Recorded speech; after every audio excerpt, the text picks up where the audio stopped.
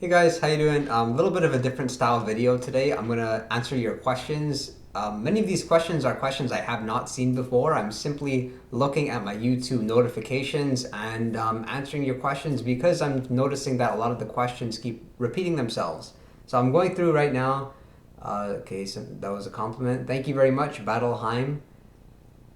Somebody asked, okay, have you had your blood work done recently? If so, how was it? And that question was pertaining to my testosterone video. Yes, I've had my blood work done. I particularly measure two things when I do it every few months. That's thyroid and then vitamin D, as I'm in Canada.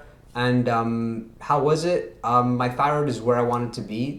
We measure T3, T4, and TSH. I have experience of hypothyroidism, which is why I'm constantly getting it measured. As far as free testosterone goes, I don't have any symptoms of feeling low testosterone, so therefore I don't measure it often. I measure it maybe once every 2 years. Here in Canada, it's a little bit difficult to get that tested. You have to really press the doctors a little bit and tell them about your symptoms and really show them that you are aware of the information out there.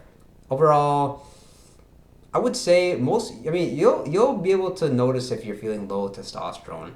Um, the number one indicator really is sex drive. Like if your sex drive is extremely low and you're in your 20s, like myself, that's a good sign.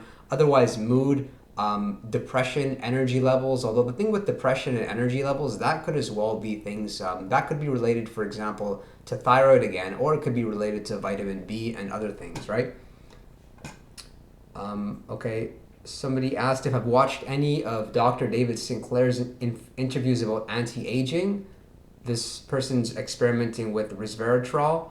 Um, Anti-aging, there's a lot of supplements that are useful for that purpose, but the problem with these is you really don't know what's working and you're just really just trusting that the research that has been done is accurate. And if you prefer to, I mean, everybody has a budget for their supplements, right? You don't want to be spending hundreds of dollars each week. So therefore, I don't really include a lot of anti-aging nootropics in my stack as I'm more conscious of the foods that I eat. For example, like blueberries, right? Those are one of the best berries. Getting some cocoa here and there, like green tea. All these things can help, but I think the one of the most underrated things for anti-aging is calorie restriction. I think everybody should have a period, like I would say once every few months, where they do go on a calorie restriction, not like starvation, but a calorie restricted diet for at least 1 or 2 weeks. It does a lot in terms of just cleaning your cells and making you feel better. So it's like you're in a calorie deficit for a little bit, and then you go back to eating as normal and you'll feel more energized. Don't be surprised if that happens. There's a lot of research on that too. Look it up, calorie restriction and anti-aging. Will E asked, do you have any suggestions for nootropics that are similar to nicotine? No, that's what makes it different. Because nicotine, as I mentioned, it's like an electric shock. You feel like it's a new day. The closest thing I could say would be an adaptogen like L-tyrosine, as it has the energetic effects, the physical effects, the mental effects, but it doesn't help to fight fatigue as significantly as nicotine, I'd say. I had a question. Okay, can you give a review on Go To Cola? Go To Cola, I've of the people I know who take it, they don't necessarily take it for its adaptogen benefits, but more so for your body composition. It seems to work similarly with like ashwagandha in the sense that it can slightly help you with your testosterone levels, maybe help you with cortisol levels a little bit. But as far as helping you with your stress resilience, I would not rate Go To Cola as a great supplement. Like it would not come anywhere close to my top 10. Let's put it that way. All right. Okay. We have a question. Val O says, "What's a good source for aniracetam?" I'm really sorry about that. I tried finding an aniracetam product on Amazon, which was not there. So the best thing I can say is go to nootropicsdepot.com and search up aniracetam. That's where I'm usually buying it from, or I'm buying it from Smart Powders. But yeah, that's a good business opportunity. If one of you want to put aniracetam up on Amazon, I'm sure you'll get a bunch of sales. Um, Willie asked, would you take rhodiola for depression and mood? No. Um, there are much more effective things. Whereas rhodiola really helps you. It's not when you're in like a down state. It'll help you when you're in momentum. It'll help you when things are going good. you're noticing that you're a little bit overwhelmed with work and you really need to just kind of grind it out, like be in a line grind state, be in a resourceful state, and just do more work than you're typically doing. But rhodiola, in my opinion, if you take it when during a depression, it'll just magnify things. You're just when you're in that depressed state, you kind of need as much focus and willpower and motivation as possible just to get things going. And why would rhodiola, which is like taking a nap, why would that help, right? So it'll kind of just amplify it if you know what I mean. Okay.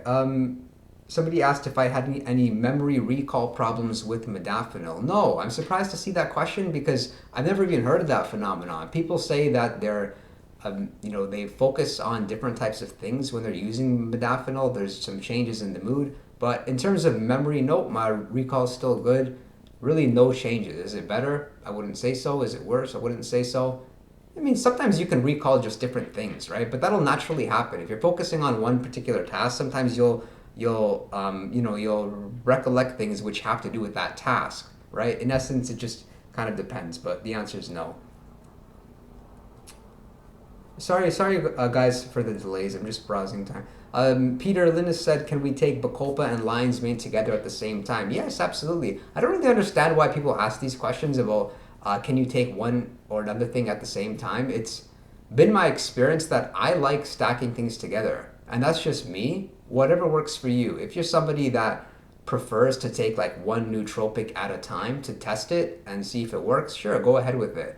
Um, and it makes sense. Logically, if I was starting over, maybe I would do it, but I've just found it better just to try stack, just given that people tell me I'm very observant to my state and noticing what's a waste of money and what's a good use of money. I wouldn't say I'm perfect, obviously I'm not, but in terms of the primary concern you should have when you're mixing nootropics more so is like stimulants, right? So a good question is like, would you mix modafinil with like an antidepressant, or would you mix modafinil even with caffeine, like anything which kind of elevate your heart rate and then make it more significant? Because I'm finding that's really where the interactions can be bad.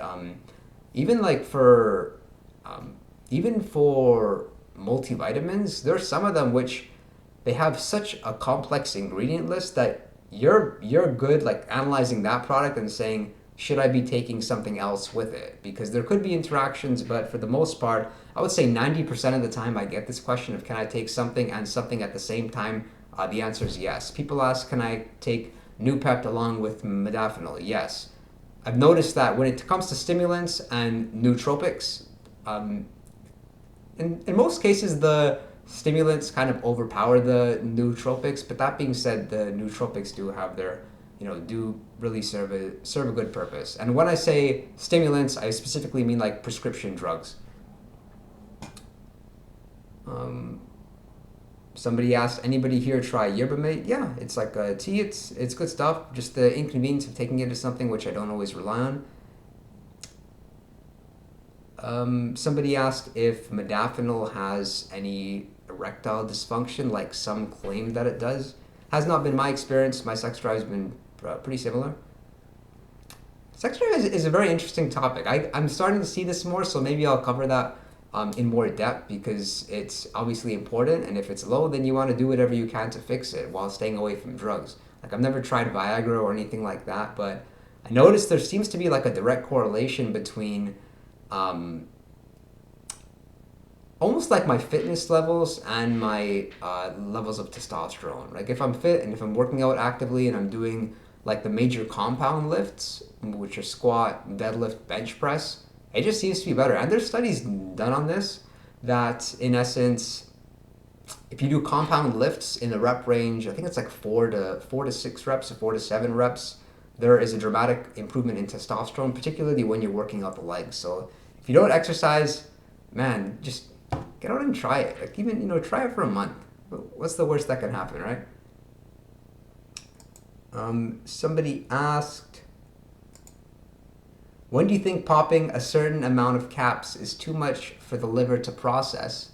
Or do you think that it is really little to no burden on the body if consumed wisely? Good question. I like it. So somebody asked, like, how many nootropics is too many nootropics? depends on what you're taking. As always, there's gonna be like an effect to side effect, right? So like the stronger the effects are of something, the stronger the side effects would be. If you're taking a bunch of nootropics that are not like man-made, I would not be concerned. Like some of the nootropics like I take are like cinnamon extract, for example. Like it's cinnamon, right? And then there's like blueberry extract. So it depends how you define nootropic that way. If you pop a bunch of those pills, it's not necessarily going to hurt you, right? That would just be up to your discretion. Yeah. I don't know if that answers your question, but I hope it does. Okay. Yeah. I'm trying to look for questions, but there's more compliments and just comments than questions. Thank you all for the compliments anyway. Somebody asked, isn't 50 micrograms a little bit too much for thyroid T3?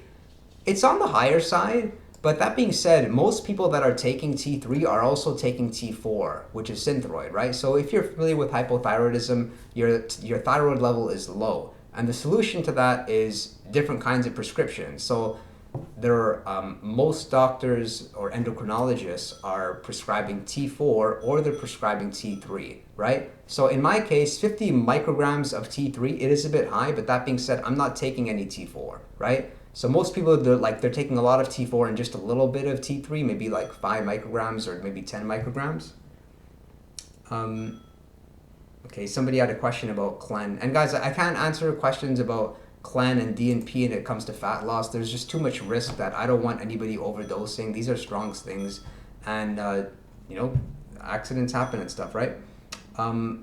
Okay, somebody's asking you could do eggs and choline. Yes, choline is very, very important to replenish, especially as you start taking the racetams. So I'd really recommend that you do get your egg yolks in if you're not taking a good choline source. And comments about NSI 189, which I should make a video about because it's an interesting nootropic. It's useful for somebody that really has experienced a lot of episodes of like severe depression, even like seasonal affective disorder. If you think it's possible, hey, if you're somebody that really experiences depression, like depressive episodes often, like, and people are saying to you, just cheer up, it's normal, right? Like, that's all okay, but you know yourself better than them, right? There's nothing wrong with going deeper into it, being curious about solutions, and I was one of those people. So that's why I tried NSI 189, and it's very effective stuff. It will discontinue any bad habits. It can get you out of like a lazy routine you're almost in. If you're somebody that finds yourself kind of on autopilot, like where did my day go? Try NSI 189. It can help you to build some new habits as it just it kind of like cancels your old beliefs. It's very interesting. So in essence, it's a different nootropic that way, and I haven't found something similar where you just take like a 1 month cycle and you kind of like wipe your beliefs from the past. And like I say, change your beliefs, you'll change your actions, and then you'll change your results. That being said, after taking one cycle of NSI 189, I did not find the second cycle effective, the third cycle, or the fourth cycle. I've tried that many times, which goes to show that NSI 189 is used to reverse the effects of depression, right? So a depressed brain is obviously like damaged to some extent, and NSI 189 supposedly reverses that, but there's studies showing it works, there's studies showing that it doesn't work, and it's hard to say. Hope that's helpful, guys. Otherwise, Jason Kelly, that's funny comment. He says, all your products you get are freebies because you advertise videos. No, I haven't maybe I've gotten one free product, but all these products on Nootropics Depot, like that box, that was purchased. I think that was $650. No joke, right? As you can tell, I really believe in nootropics. Man, I want to help you guys. Like, nootropics have like really just changed my life for the better. I know they can help other people as well. And the best thing you guys can do is not keep it a secret. Tell people about nootropics, because maybe they are perceived as something that's negative in the masses, but nope, I'm sure if you've visited this channel, then you've had a positive experience with nootropics, and if you haven't, then it's a journey, right? One nootropic at a time. Hope you guys found that helpful. Again, it's Mike. It really supports me by subscribing, clicking like, comment. I love your comments. I read all your comments and love the engagement. And hey, if you have questions, I try to get back to all of them. Just email me at thenootropic@gmail.com, and I'll look forward to seeing you all next time.